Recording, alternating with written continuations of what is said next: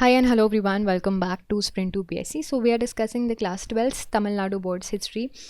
We are on chapter 3 और actually हम वेलेसिली का एडमिनिस्ट्रेशन देख रहे हैं. इस पार्ट में हम फोर्थ एंग्लो मराठा वॉर समझेंगे, सेकेंड मराठा वॉर समझेंगे और वेलेसिली के एडमिनिस्ट्रेशन के बारे में समझेंगे. So let us start. So starting with the fourth Anglo Maratha war. तो अगर हम देखें कि कैसे कैसे सर्कमस्टांसेस थे इस फोर्थ एंग्लो मराठा वॉर के टाइम पे, सो टीपू सुल्तान तो हमेशा से रिवेंज लेना चाहता था. उसके जो ह्यूमिलेटिंग डिफीट थी एंड उसके ऊपर जो टर्म्स इम्पोज किए थे ब्रिटिशर्स ने, also he also aimed at Mysore, a very very strong state. तो टीपू ने कंटिन्यूसली वर्क किया था इस चीज़ के ऊपर कि वो ब्रिटिश इम्पीरियलिज्म के ऊपर लड़े. इसकी वजह से उन्होंने फ्रांस, तुर्की, अरेबिया, कबूल सब जगह से हेल्प लेना शुरू कर दी. फिर उसके बाद he corresponded with the revolutionary French government in 1798. Srirangapatnam में a Jacobean club was started and the flag of the French Republic was hoisted that time. The tree of liberty was also planted. Later Napoleon came to power. Tipu ने फिर friendly letters receive किए Napoleon's की तरफ से, है ना, जो कि इजिप्ट में था उस वक्त पे. So it was at this juncture Wellesley reached Calcutta with the mind already filled of fear of the Napoleon. तो उनको हमेशा से डर था. इसकी वजह से वो प्रिपेयर भी कर रहे थे कि भाई अब मैसूर को कैप्चर किया जाए. फिर उन्होंने एक स्ट्रेटजी अपनाई, एक ट्रिपल अलायंस किया मराठास के साथ. ऑल्दो उनके जो प्रपोजल्स थे वो एक्सेप्ट नहीं किए मराठा ने. They promise to remain very very neutral that time. इसकी वजह से and however a subsidiary alliance with the Nizam was concluded by the Britishers, and as a consequence French force at Hyderabad was abandoned.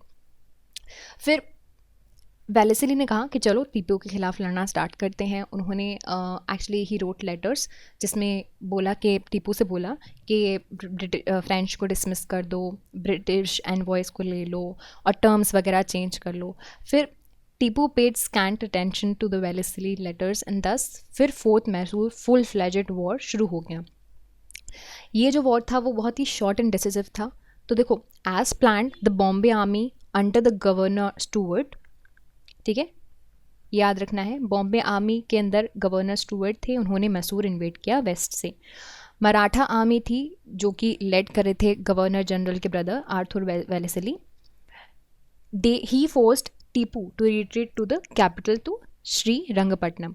So although severely wounded and he fought till the capital Srirangapatnam was captured and he himself was shot dead. हो गया आपका war. फिर बात करते हैं कि मैसूर की क्या हालत थी वॉर के बाद. तो टीपू सुल्तान के जाने के बाद मैसूर आ गया वेलेसिली के अंदर. उन्होंने हिंदू रूल सेंट्रल पार्ट में रेस्टोर कर दिया. देखो, अब तक कौन था? टीपू सुल्तान था. He restored the Hindu rule, right. फिर उसके बाद एक 5 साल का बॉय कृष्ण राजा 3, ठीक है, who was a descendant of the throne Hindu raja, उनको फिर से एनथ्रोन कर दिया मैसूर में, और which became the capital for almost 200 years. जो पुराना मिनिस्टर था पुरनिया, उसको दीवान बना दिया. जो दूसरे थे किंगडम के, उनको ब्रिटिशर्स और निज़ाम के बीच में डिवाइड कर दिया गया. तो यहाँ पे देखो इन्होंने किस तरह से आपके इंटरनल डिविजन्स को बहुत ही सॉलिडली एंड स्ट्रेटेजिकली डिवाइड करना स्टार्ट कर दिया. फिर जो पूरा कनारा, वयांत, कोयम्बटूर वगैरह वगैरह का रीजन है वो आपके ब्रिटिशर्स के अंदर आ गया. Whereas the Nizam was given the Gooty and Chittoor, है ना, ये सारे रीजन्स निज़ाम को दे दिए गए.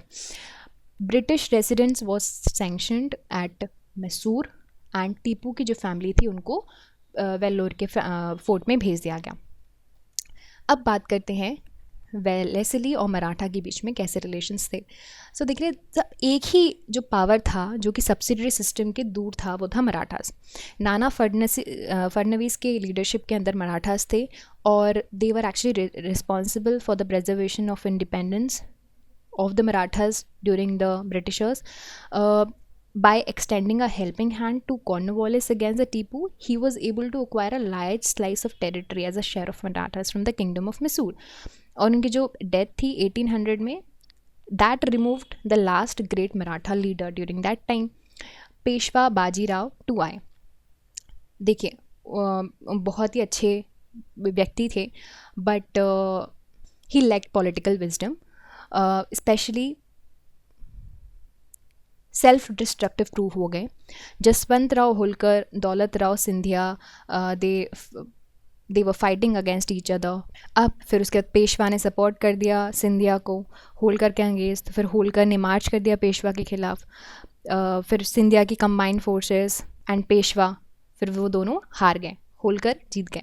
फिर Holkar return to the capital, Peshwa Bajirao two बहुत ही बड़े डेंजर में थे, तो वो भाग गए बसीन में और उन्होंने एक ट्रीटी साइन कर दी, ट्रीटी ऑफ बसीन।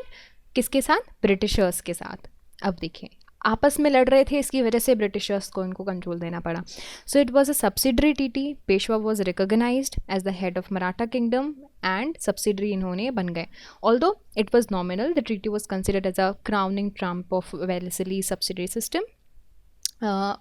इस डॉक्यूमेंट के according the foreign policy of Marathas comed under the British control, यानी कि वही चीज़ें ये कंट्रोल करेंगे, मिलिट्री कंट्रोल करेंगे, and therefore any actions of the Maratha chiefs against the British was successfully prevented.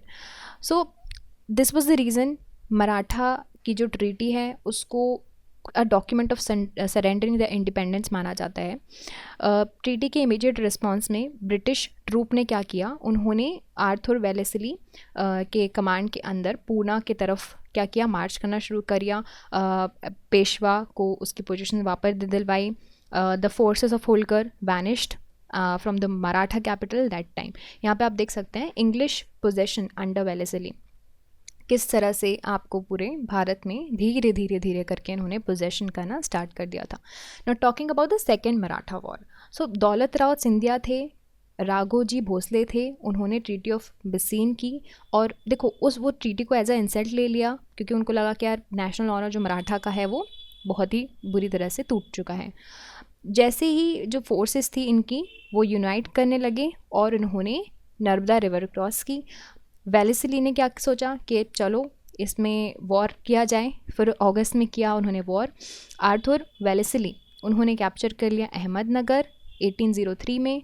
Combined forces जो भी थी आपकी सिंधिया भोसले वगैरह की, उनको डिफीट कर दिया। Subsequently he carried a war into Bhosle's territory and Maratha forces को completely in the plain of Argaon उन्होंने डिफीट कर दिया। इसकी वजह से ट्रीटी ऑफ देवगांव ही जो कि भोसले और वेलेस्ली ने साइन किया। अब भोसले को जो अपना प्रोविंस था कटक का वो आपको देना पड़ा ब्रिटिशर्स को। The campaign of British commander Lord Lake against the forces of Scindia was rather dramatic scene. ये जो लेक थे वो चले गए आपके दिल्ली में, आलम शाह को ले लिया, मुगल एम्परर जो थे, और मुगल एम्परर को अपने प्रोटेक्शन ब्रिटिश प्रोटेक्शन के अंदर ले लिया। फिर he was very quick in consolidating his conquest. इन्होंने आगरा कैप्चर कर लिया and basically that was a great battle of slaughter जहाँ पे बहुत से मराठा सोल्जर्स को मार दिया गया था। फिर सिंधिया ने सब्सिडरी ट्रीटी साइन कर ली और इसको बोलते हैं ट्रीटी ऑफ सुरजी और अर्जुन गांव।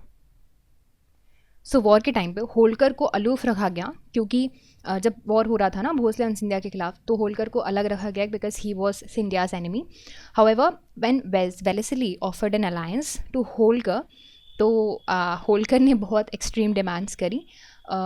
This made Wellesley to declare war against the Holkar as well. So जो कैंपेन था होलकर के अगेंस्ट बहुत ही अच्छे से ऑर्गेनाइज किया। फर्स्ट टाइम ब्रिटिशर्स ने यहाँ पर ब्लंडर किया एंड होलकर रिमेन अनसबड्यूड। अब बात करते हैं एस्टीमेट्स के वेलेस्ली के। सो देखो फॉरवर्ड पॉलिसी तो इनका काम ही था and he was one of the greatest empire builder, है ना, क्योंकि वो ब्रिटिश का एम्पायर बनाना चाह रहे थे। वो चाह रहे थे कि वो ब्रिटिश एम्पायर ऑफ इंडिया बन जाए और ब्रिटिश की पैरामाउंसी जो है वो ऊपर रहे। उन्होंने वीक स्पॉट जो है वो निकाले कि कहाँ कहाँ पे वीक हैं, पॉलिटिकल टेक्निक्स, सब्सिडरी अलायंस वगैरह वगैरह से चीज़ें कंट्रोल करने की कोशिश करी। जब कर्नाटक का तंजौर वाले रीजन उन्होंने दे दिए थे तो उनको पता चल गया था कि अब वो मद्रास प्रेसिडेंसीज को भी ले सकते हैं। He was actually very well deserved to be called as a maker of the erstwhile Maratha presidency and the creator of the province of Agra. इन्हीं के अंदर पूरा कंपनी का रूल भारत जो है कंपनी के प्रोटेक्शन में आया था। He actually turn the East India Company from trading corporation to the imperial power. अब यहाँ पे अगर आप देखोगे sir George Barlows, he was the next governor general for 2 years। फिर वेलोर म्यूटिनी हुई थी 1806 में, जो कि इनके एडमिनिस्ट्रेशन के टाइम पे हुई थी। इनको फिर लॉर्ड मिंटो ने सक्सीड किया, जिन्होंने ट्रीटी की थी, treaty of Amritsar with Ranjit Singh of Punjab. फिर चार्टर एक्ट 1813 साइन किया गया इन्हीं के टाइम पे। So this was all about the Wellesley's chapter. I hope you understood all of these points, and if you did, you can subscribe to the YouTube channel for more videos and updates, and also you can download the Sprint UPSC app to practice book chapter and topic wise. Remember, candidates, just reading books and watching videos are not going to help you out unless you practice thoroughly. So identify your mistakes and work to improve your performance, and Sprint UPSC is the perfect app to do all of this. अगर आपको ये video पसंद आया हो तो हमारे YouTube channel को subscribe कीजिए, और वीडियोज़ एंड अपडेट्स के लिए साथ ही साथ डाउनलोड कीजिए स्प्रिंट यूपीएससी ऐप। यहाँ पर आप अपनी books chapter and topic wise practice कर सकते हैं। देखिए, सिर्फ बुक पढ़ने से और वीडियोस देखने से मदद नहीं मिलेगी जब तक आप अच्छे से प्रैक्टिस नहीं करोगे। तो अपने मिस्टेक्स को जानिए एंड परफॉर्मेंस को इम्प्रूव कीजिए, और स्प्रिंट यूपीएससी इसके लिए परफेक्ट ऐप है। I will see you soon in the next video. Thank you very very much.